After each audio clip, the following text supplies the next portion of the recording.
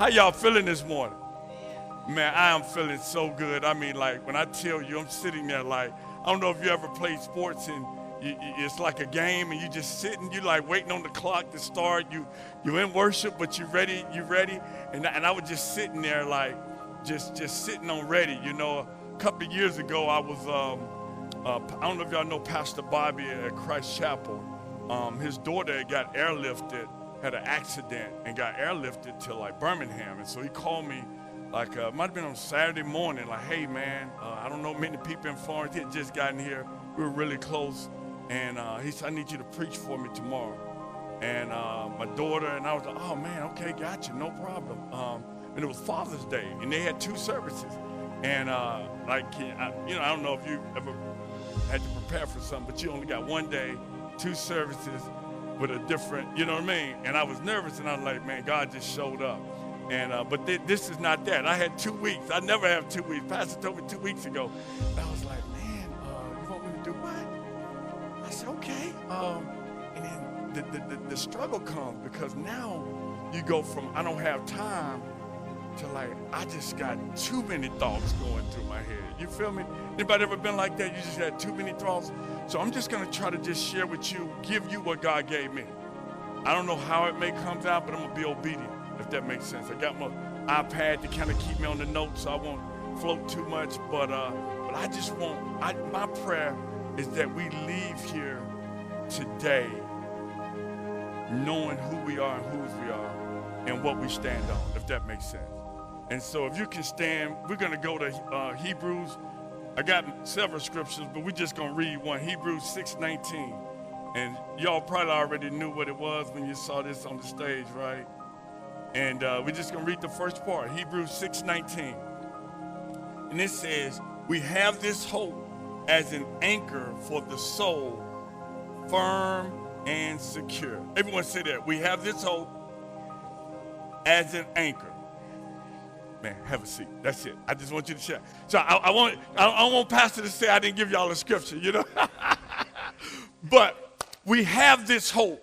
And I struggle because I want to talk about, you know, what's practical and what's positive. You know, a lot of y'all that may know my wife, you know, she's very practical. She's going to be like, this is how we do it. You talk to me, I'm going to be very positive. Oh, it's going to work. It's going to work. It doesn't matter. And so the enemy will make you think that because you're super positive, you're not practical. And then he would make me think that because my wife is super practical, she's not positive. And a lot of times that conflict comes in there, and we're trying to balance as a marriage, like, man, okay, am I overlooking this? You know, no, you need to look at this, this, and this. I'm like, but no, it's going to work. And we were struggling. So I wanted to talk about that, and I was going to have 2 chairs, and we was going to sit up here on the stage. And that's when I just kind of easy to say, are you interested? She said, not at all. So I said, you know what, maybe that's not God. And so then I struggled. I had a thought that said the presence of pain and problems doesn't mean it's the absence of God's presence. Meaning that just because you have pain, just because you have problems, doesn't mean that God is not present. You know, when we talked about Joseph, how Joseph, you know, it said that God was with him. Everywhere he went, God was with him. And he went through a whole lot of stuff. And then sometimes we get confused and think because we may be going through a few things that God is not with us. But God said, no, that's not it. I said, okay. So then I started talking about that one word. Now, if anybody knows me, I always talk about the word. What's the word? Everyone say hope. And so when I started talking, I said, hope. I said, that's just too simple, hope. It's just, you know, because everybody's hoping for something, you know. And I'm not talking about the type of hope, you know, if I grab one of the kids now and she can say, well, I hope we start school a month late so I can stay at home and play. You know what I mean? That's not real hope. Or I hope that Michigan wins the national championship. I mean, that's hope. But I mean, or I hope that Alabama wins. I mean, we could hope, but there's a difference between the hope that has belief attached to it and the hope that's just hoping. You know what I mean? Like I hope. How many times did you say, I hope I win $1 million? I only played the lottery, but you know, man, God bless all these people. I mean, it's okay. It's okay to hope.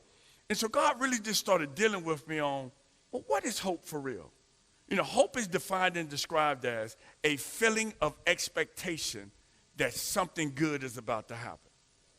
A feeling of expectation that something good is about to happen. Meaning hope is not a function of the brain. Hope is a function of the heart.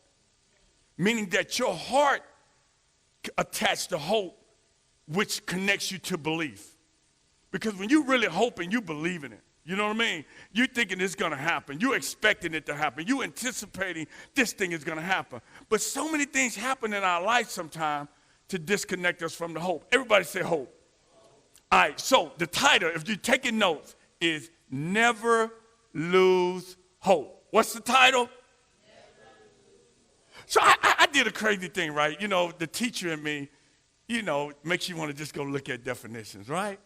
And never means at no time, past, present, or future.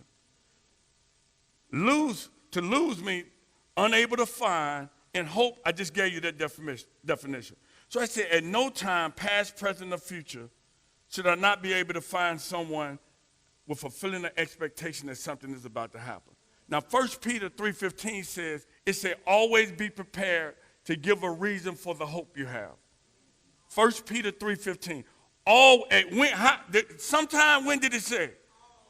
Always be prepared to give a reason for the hope you have. So if we're going to hope, we got to hope. You know, and a lot of times we hope in our tags. I think I share what tags. TAGS, talents, abilities, gifts, and skills. Come on, let's say it. Talents, abilities, gifts.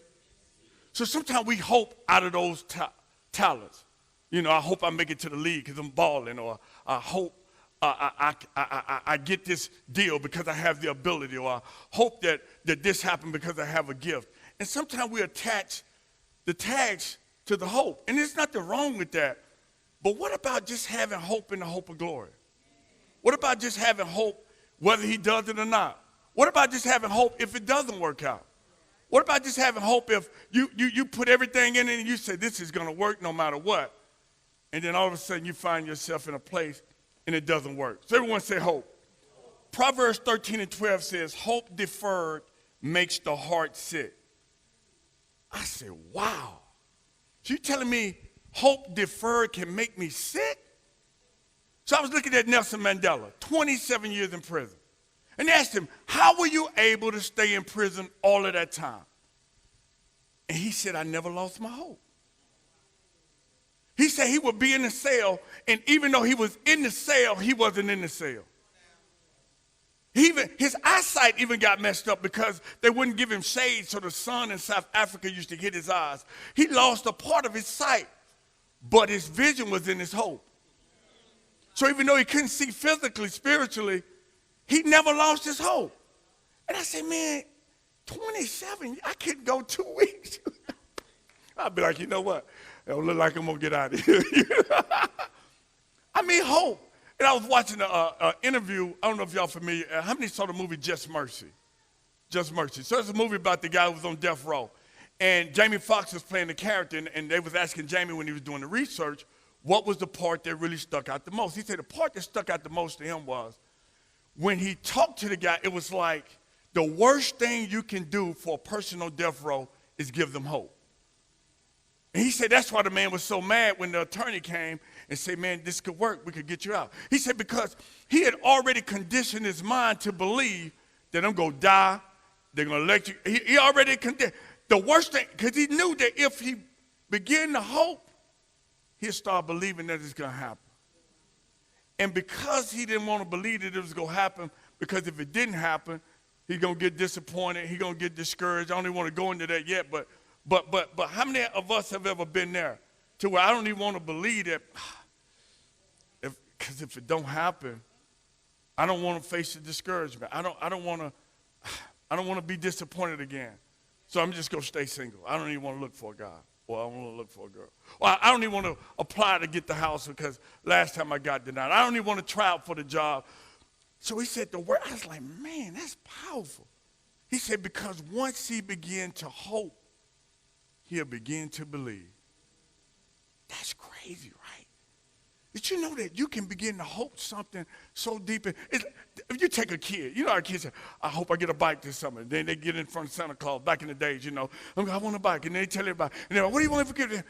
And they begin to say it to such a degree to in their heart, you ask them, what did you get? And what did they tell you? I'm getting a bike. They ain't asked mama if they had money. They ain't had daddy. None of that. All they know is they want a what? And they hope they get a what? And they start believing they're getting a what? And then all of a sudden it's crazy.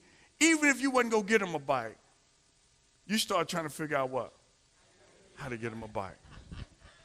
What if God was saying the same thing to us? If you could just start hoping that it can happen. Because your desperation to believe, even when it don't look like it's possible, man, this boy, he going to keep worrying me. I'm going to have to do something. He keep telling that. He done told everybody. Because there's another, but don't make me get too fast. There's another scripture.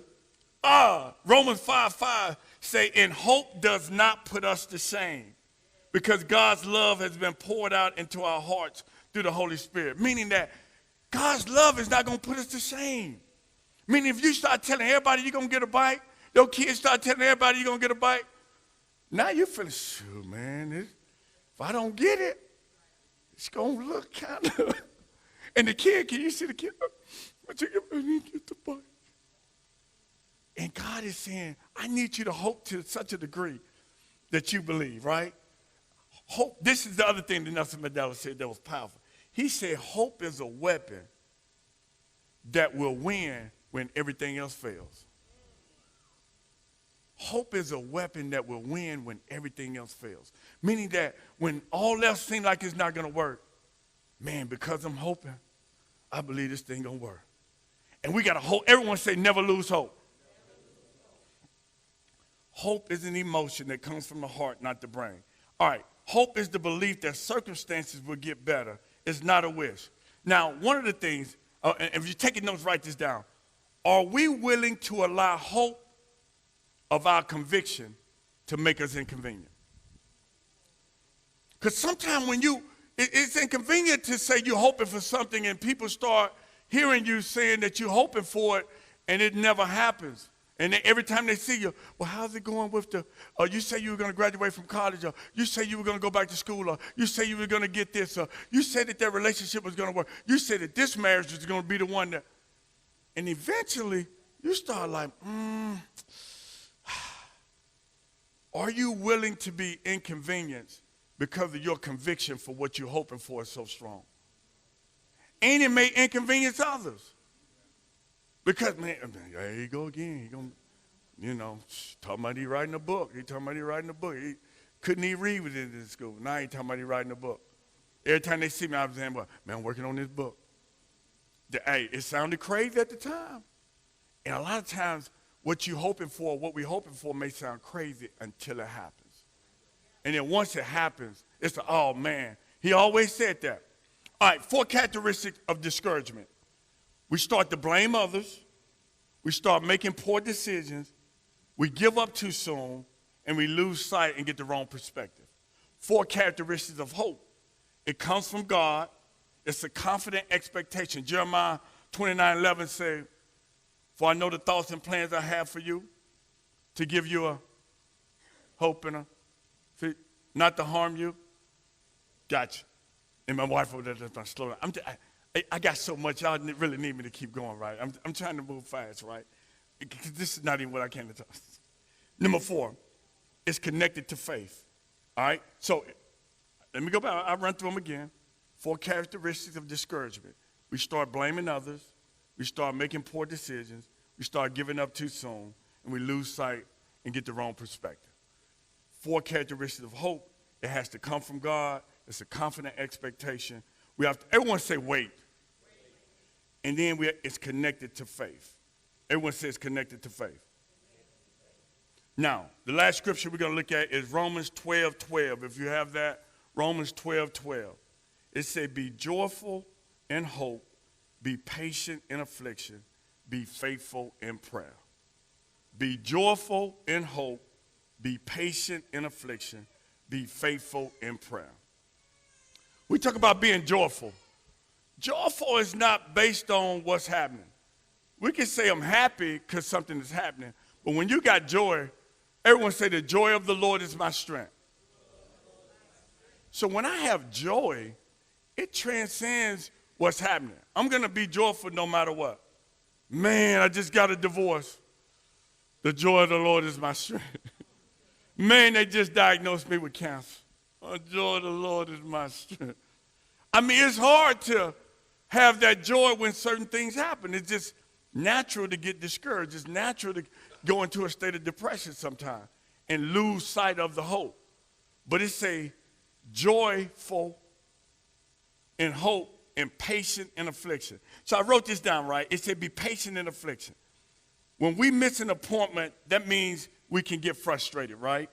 Meaning that we expected something to happen and it didn't happen. So check this out. Everyone say be patient. Patience means, going back to the dictionary, right? Patience means being able to accept or tolerate delays, problems, or suffering without becoming annoyed or anxious. Afflictions are things that cause pain and suffering and distress. So when you put them together, it say being patient during affliction means we accept and tolerate pain and suffering without becoming annoyed or anxious. Does that make sense? So be patient, meaning I'm not getting anxious, I'm not getting annoyed, but affliction, meaning I'm getting distressed and I'm in pain. So how do I go through pain and suffering and distress and not get anxious and annoyed? Patience in affliction. I'm like, man, why would he say that? Patience in affliction? How do you be patient in affliction? I mean, first thing started out real good. Joyful in hope, right? Patient in affliction. And then the last one, it said, be faithful in prayer. Everyone say faithful in prayer. So when you talk about being faithful in prayer, we have to stay committed. Have y'all ever been like me, like you started out excited, praying for something, and then over time you got a little tired or you got a little frustrated? Everyone say this with me. Say, stay committed to the commitment that you made. Even when the feeling that you had when you made the commitment is gone. Oh, let me say it again. Y'all look like y'all, okay. Everyone say, stay committed to the commitment that you made. Even when the feeling that you had when you made the commitment is gone. Like we at the altar, and I do, to death do us apart. There's a feeling that I'm in right there. A year later, I can't stand you. But can I stay committed to the commitment that I made, even when the feeling that I had when I made the commitment is gone? Or do I stop on the commitment because the feeling is gone? And a lot of times it's easy, but I just don't feel like being married this week. I don't feel like going to work this week. I know I prayed for the job, but now I hate it. I mean, I do. I don't like it anymore. But can you stay committed even when the feeling is gone? When everybody was praying and believing God, and I came up and gave the testimony. Man, God is so good. Man, He blessed me with the job, and I just been praying. I relocated. I'm in a different city, and man, God is so good. 5 years later, man, this job, man, these people I work with, I can't stand them, man. If I could just get out of here, man, just do it. I'd take lesser pay, man. I mean, it's something about the feeling that we have when we make the commitment versus the feeling that we had once we got to sustain that commitment. It's two different. And I've been there. I'm guilty. I'm guilty. All right, so I'm going to give you a couple of more definitions. I promise I'm going to get out of your way, right? Everyone say disappointment. So you see disappointment. So it says sadness and frustration from an unmet expectation. Discouragement is loss of confidence. Despair is loss of hope. Depression is a persistent feeling of sadness or loss. Doubt is uncertain about something or lacking conviction. Damage is something that's injured or harmed that impairs its value and usefulness, meaning it's damaged, it's no longer useful. And then drain is worn out or exhausted. So the question is, how do you hold on to the hope when everything is pulling you?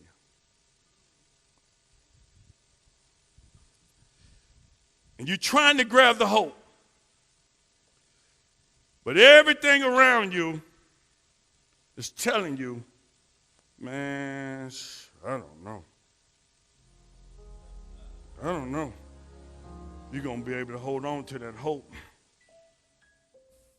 Welcome to New Remnant Worship Center with Pastor Marcus and Lady Kim Moten.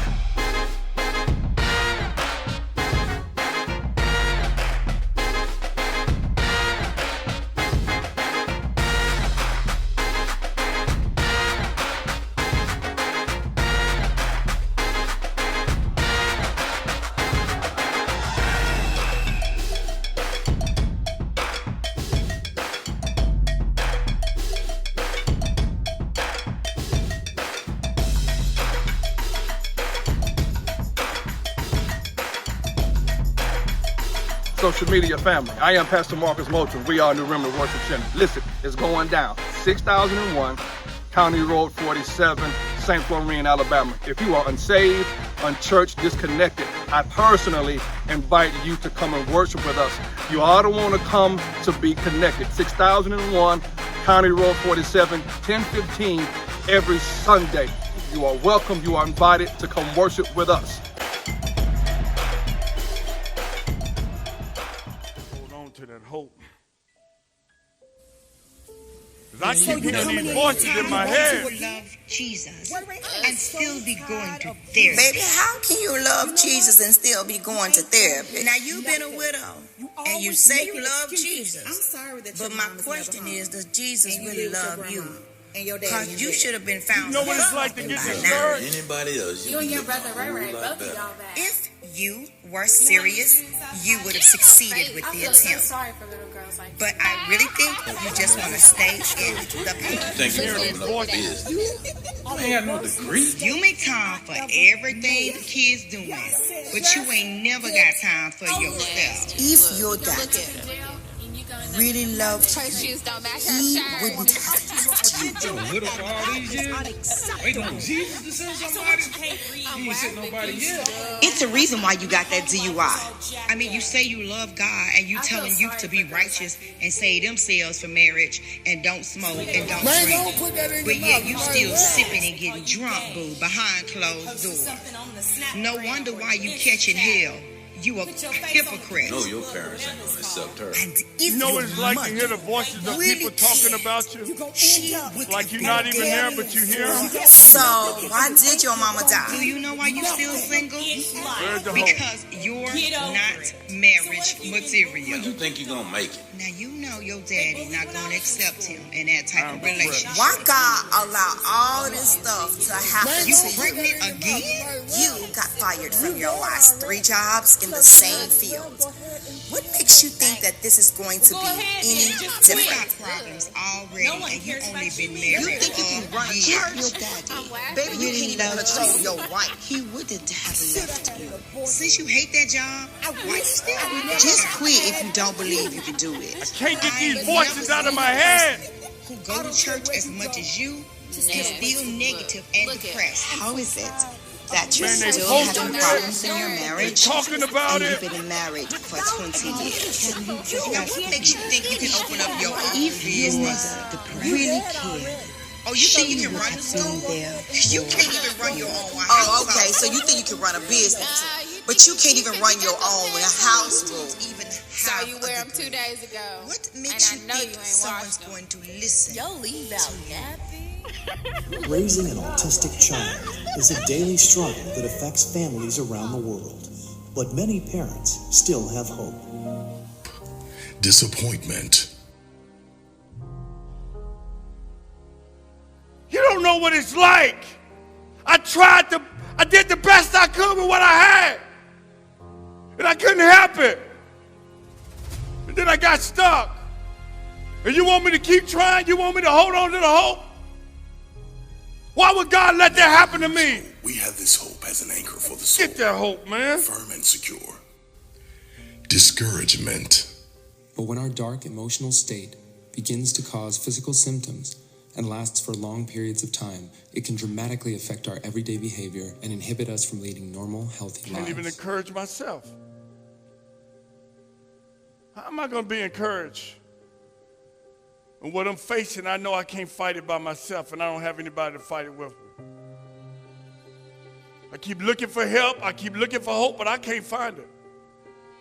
Never lose hope. We have this hope as an anchor for the soul.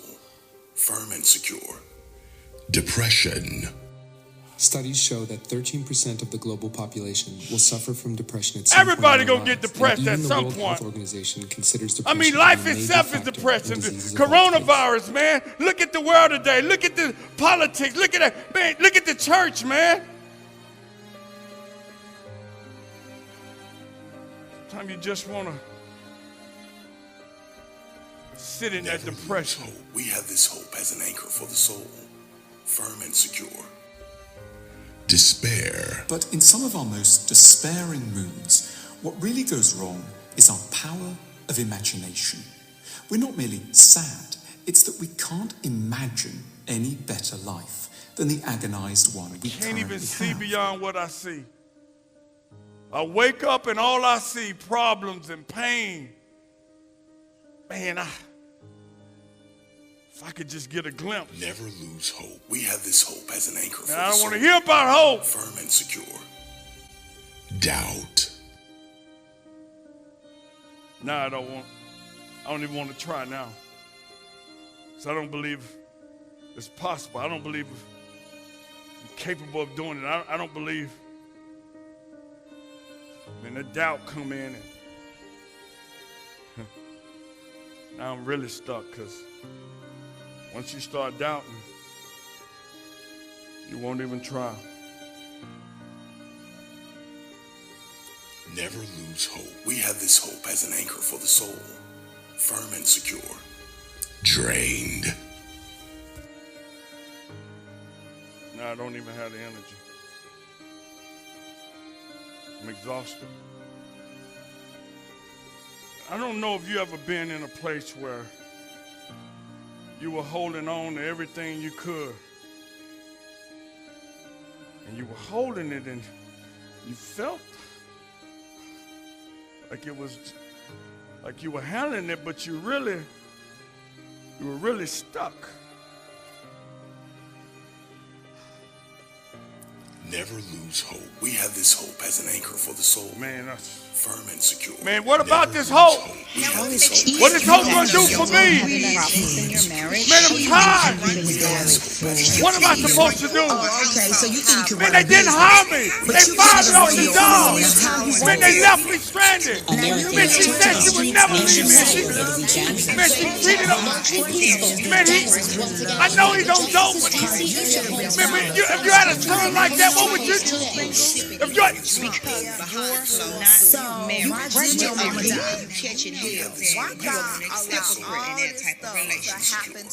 how am I supposed to rejoice? We have this hope as an anchor for the soul.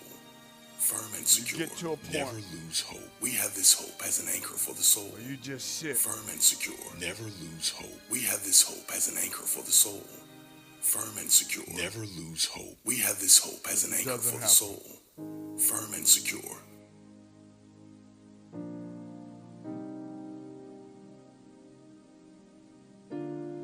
Can you see beyond the discouragement? Can you see beyond the disappointment? I know it's not what it's supposed to be. But what if what it is doesn't matter because it's what you make of it? What if it's the wrong perspective? What if it's the wrong thing I'm saying? What if I've been holding on to the stuff that I should have let go of and let go of the thing I should have held on to?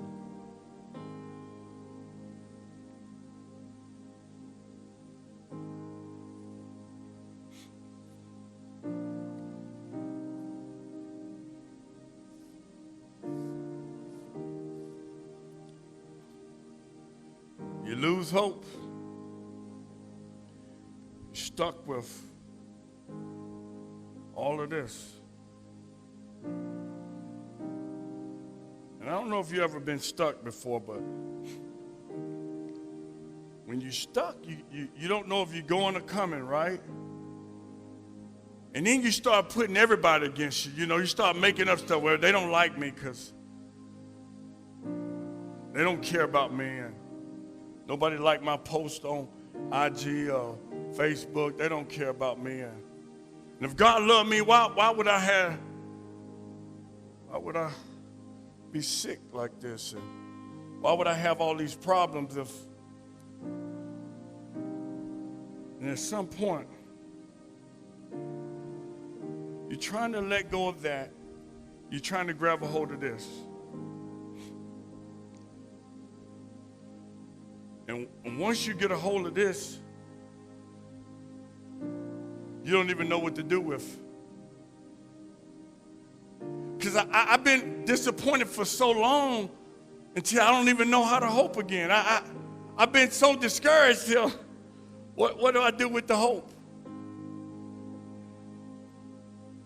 I remember my mom, you know, and I had so much faith. I prayed. I believed God. I said, she's going to be healed. One day she's not going to have any pain. Man, I'm praying, I'm fasting, I'm believing. She died. What do you do when what you're hoping for doesn't happen? And now you sitting in depression. I used to believe in God. I used to hope, but when my mom died, you know. And then you realize years later, like, well, I prayed that she get healed. I prayed that she not have pain. So maybe he didn't do it the way I wanted him to do it, but she's not in pain. She's healed. So what do you do when what you're hoping for doesn't happen? Hebrews 11 said, faith is the substance of things hoped for. Our faith can't even work if we don't have something to hope for. So how do I get out of being drained? Because now I'm exhausted. What do you do when you hit rock bottom and you don't see how to get out?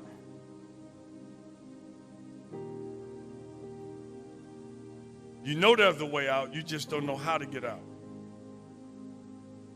And you know that hope is an anchor, but why should I hope?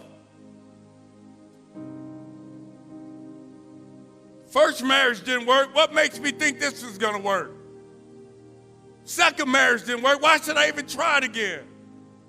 Last job got rid of me. Why should I even try to apply for that job again? Why should I go in that field?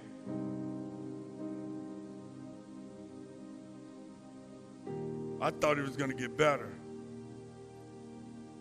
I thought I could see it. I started believing it. I started getting excited. I started expecting it. I started anticipating it. I said, yeah, this thing is going to. And she had a stroke.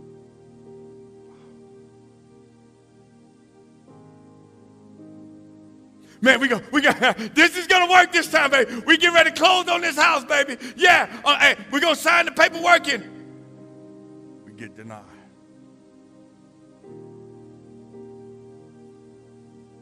Oh, everything's going great, man. We got the kids. Oh, my God. Yeah, we got a baseball game. We got a softball game. We got a soccer game. We got dance. We got all these things. And we taking the kids. Yes, yes, yes.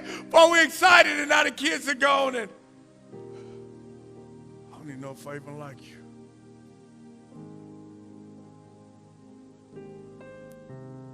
What do you do when the thing that you need to hold on to, you need to hold on to? I call it the container.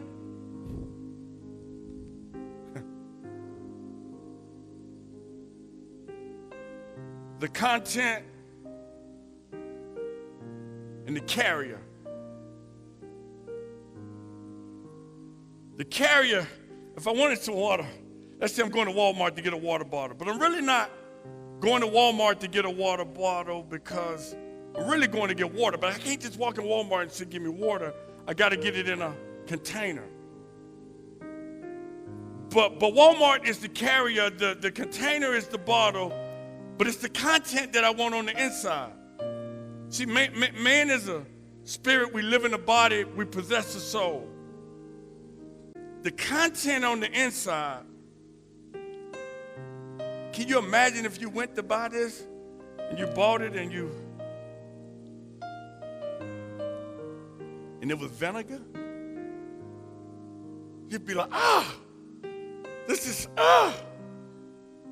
Why? Because the label said it was supposed to be water, but it's actually vinegar. So that means that the label, what's on the label doesn't represent the content on the inside. And what if I said that as believers, we saying we believers, we saying we Christians, we say we love God, but the content don't represent the label we wearing on the outside. The content don't represent hope. The world saying, where's the hope? And we say, I'm a believer, but I don't have hope. The school system saying, where's the hope? But I'm a believer, so the content doesn't match what the labels say.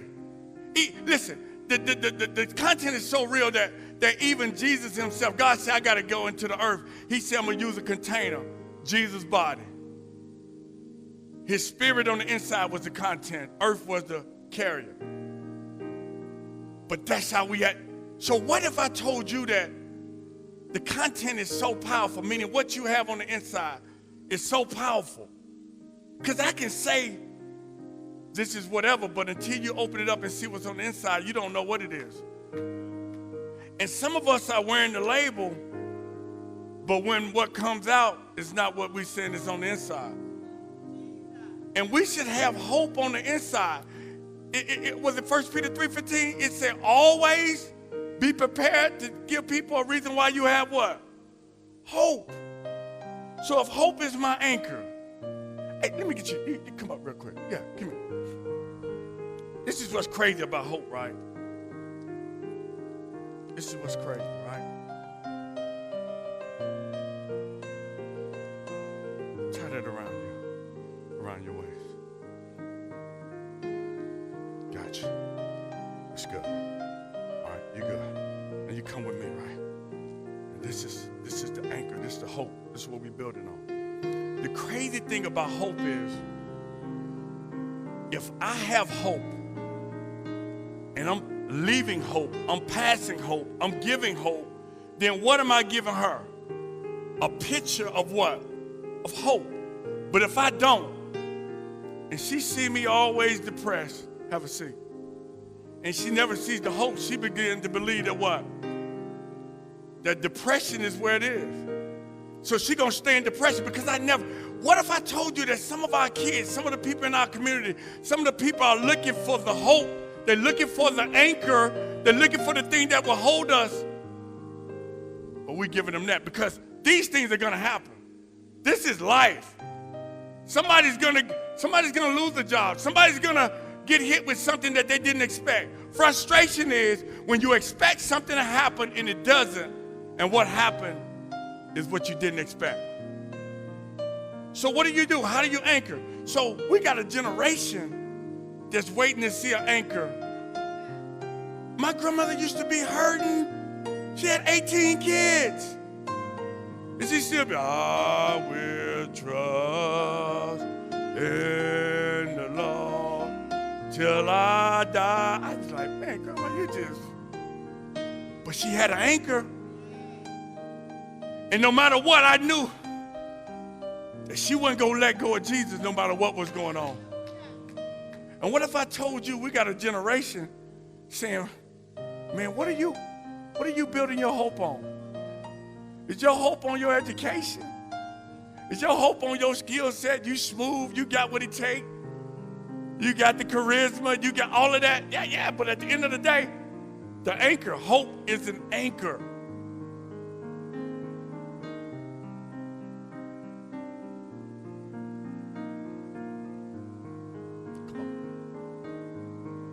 She gonna follow me, right?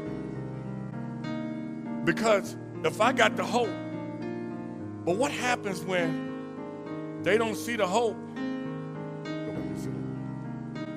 And even though I'm trying to give her the hope as an anchor, because she saw me say hope was my anchor at church, but when I went home, I trusted in everything else.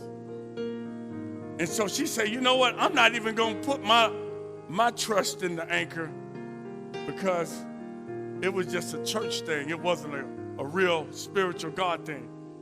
And I keep tossing her hope, saying, get the hope. Grab the hope. Come on, let's grab. And she's like, I don't want that, because they got to see the evidence of how it's working in our life to know if they want it. They can't see us happy one day and disappointed, discouraged, depressed, and in despair.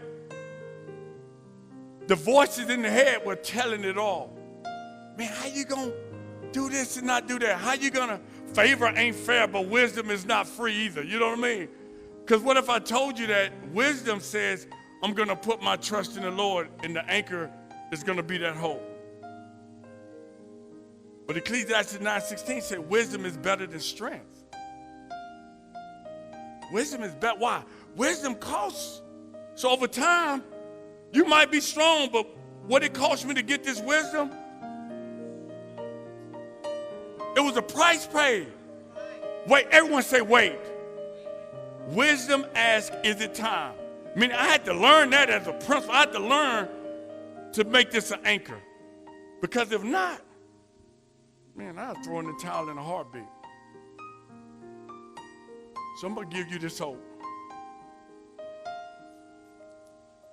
And even though she's in depression, I still gave her what?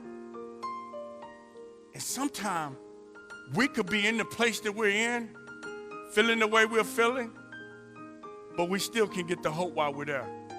Nelson Mandela was locked up 27 years. His location didn't change for 27 years. But because he had this while he was in there. I don't know where you are, I don't know who you are, but what if I told you that regardless of where you are, if you can attach yourself to the hope, if you can begin to see yourself beyond. I remember sitting. Why my mama had to die, God? I remember smoking the weed, New Year's Eve.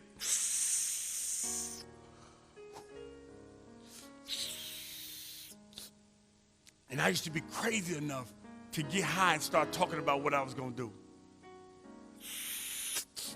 Hey, y'all, man, give me some more to hear this, man. I'm telling y'all, one day, bro, I'm going to change, bro. I ain't going to be in here smoked out with y'all, boy. I'm telling you, man. I mean, I know I'm in here now, but I ain't going to always be here. I'm telling y'all. I would get high and start prophesying my future, what it was going to look like, even while I was in the dirt. Even while I was in darkness. See, a young lady back there in the back right now, named Bridget. I would come and see my wife, and I would be drunk. And she'd be like, how you doing, man of God? God is going to use you mightily. God got a plan for your life. And I'm just yeah, okay. And I would be drunk. She didn't let that stop her from prophesying and speaking. So I would be like, hey, Brady want to talk to you. Man, I don't want to talk to them. They just want to pray with you. Man, I don't need no prayer. What if I told you that not only we to have hope, what if I told you that you were hope for somebody else? What if I told you that somebody's destiny was tied to your son? What if somebody was hungry today and didn't want to go out, wanted to go out to eat but didn't have money, didn't even have anybody to go with them, and you just said, hey, here you go. What you got going on today? Come in. And they might say, man, I was hoping that somebody would reach out to me. You became their hope for them. What if God was saying to us, when we say hope, everyone say helping other people excel. And she got the hope. Y'all give her a hand. She did great. Good job. Good job. Don't leave your hope. No, just kidding. Hey, everyone say never lose hope. You have been listening to New Remnant Worship Center.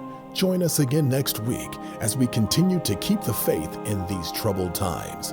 And until then, remember Acts 17 and 28. For in him we live, move, and have our being.